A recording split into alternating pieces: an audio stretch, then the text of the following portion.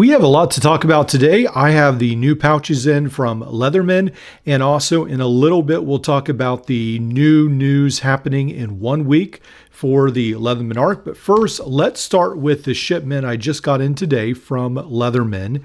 And let's start with these pouches right here. So in this video, I will refer to these as pouches, but they are actually sleeves.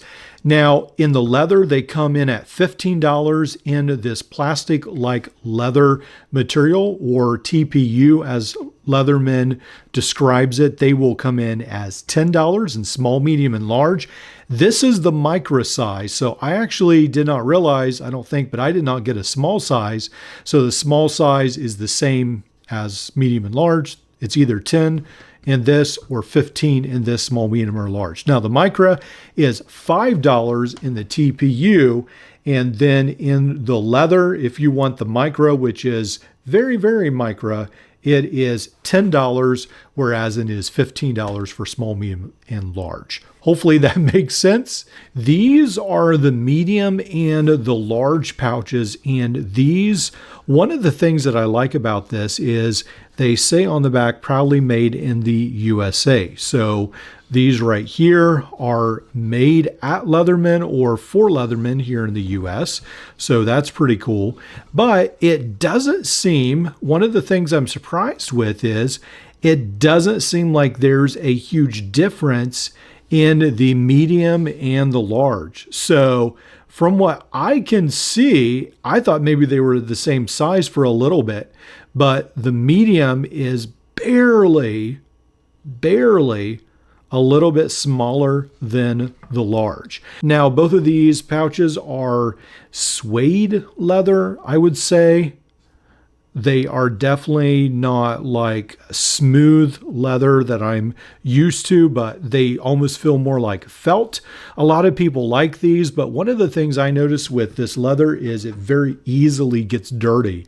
So any little specks you get in your pocket, any crumbs, will definitely show up on this pouch. Any sawdust becomes sometimes almost impossible to get out, but they do look like they're very nicely made. There is no place for a pocket clip, although I'm sure if you're creative, you can come up with one. But yeah, they look pretty nice. So again, the medium, and this is the large. Now, if you want to, you can get these in plastic, and these come on the back with a sticker that says made in China. So Leatherman says right off the bat, hey, these are not made in the US. I think I prefer these. These are for like the Leatherman Micra, but I prefer almost this plastic-like material because, yeah, I feel like it just, you can keep it clean even if it gets dirty. Like I had it sitting in here, and even if it gets like some wood sawdust on it, you can just wipe it right off. So I think I actually prefer these. One of the things I liked about these small pouches is that they were only $5 at the 25% off. Now this is the Saga Power Pint, and it is not designed to fit in here, and it doesn't. So these are very small pouches. This is the Next Tool Sailor. This does not fit in there as well. So these are very, very, when Leatherman says small, they mean small. So let's grab the Squirt. This is the electrician's version, the ES4, I think it is. This one right here does fit in here. That works. And then the Micra fits in there as well. But yeah, I guess I still feel like it sticks out a little bit, but it does fit in there. Just be aware that these are, yeah, pretty small. For the medium pouch, you can fit something like a Leatherman Arc in it. It's not necessarily, there's not a lot of extra room, but you can fit the Arc in there. And then this will be in the large, and it fits a little bit deeper in there. But if that's something you would want to do, the Arc does fit in both of these pouches. Now, the other pouch I ordered was this Sienna, and I thought this one right here was orange from the pictures. And then I did read something about, hey, it's not quite as orange as you think. And here is, for instance, the Ozark Trail, which I would say as orange. Here's my orange watch band, and this is the Sienna. So this is more rust colored, and you can fit like the Arc in here if you really want to.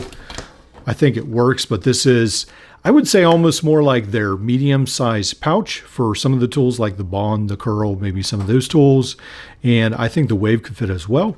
And then they do have some extra colors that I did not buy for the extra large, like something that you would put the Surge or the Mutt in as well. Now, as far as the Leatherman Arc, next week, a week from today, I think, the 19th of August, Leatherman says in their insider letter that the Leatherman Arc is getting a new color, and from what I've been able to see, it looks like it will be in bronze or something like that.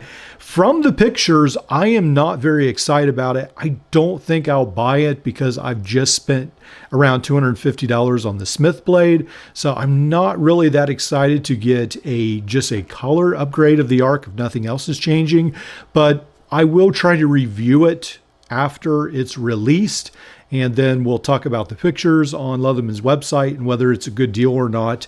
I know a lot of people who collect Leatherman will be excited about it, but as for me, I'm probably just going to keep my original Leatherman for the time being, this original Leatherman Arc rather, and wait for some other tools that actually have different tools instead of just different colors. For instance, the Leatherman Alpha, which hopefully will be out soon.